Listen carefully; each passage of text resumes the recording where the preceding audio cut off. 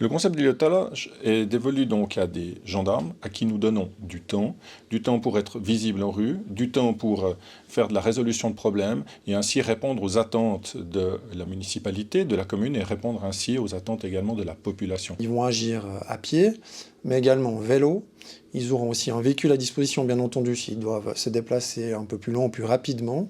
Et puis pour le reste, ce sera un équipement standard, comme tout gendarme, qui agit sur le terrain. Et nous avons recherché des profils de gendarmes expérimentés, plus de 15 ans de service en l'occurrence, 3 collègues extrêmement bien expérimentés et qui pourront mettre ceci au profit de la population de la ville de Gland. Nous avons un bureau opérationnel qui est mis en place pour que la collaboration entre les autorités communales et la gendarmerie puisse se faire dans les meilleures conditions possibles, c'est-à-dire de faire remonter tout ce qui se passe en bas pour ensuite pouvoir vérifier et donner les missions aux îlotiers. Alors, le bureau opérationnel sera composé donc, du municipal de police, de la chef du service de la population, du chef d'arrondissement, du chef de poste, ainsi que du responsable des ASP de la ville de Gland. Les horaires de base des îlotiers de la ville de Gland sont basés sur un horaire où on recherche une visibilité la plus grande auprès de la population glandoise,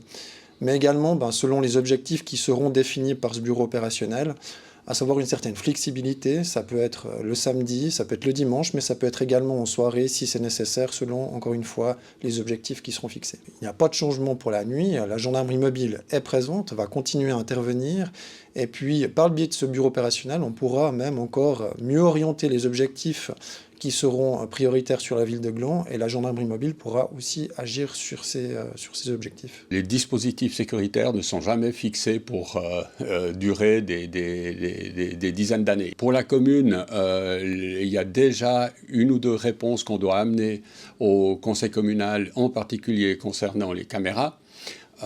Et là, nous avons clairement annoncé au conseil communal que nous traiterons ce sujet une fois que le nouveau système sera en place avec les acteurs, en particulier la police cantonale et les îlotiers.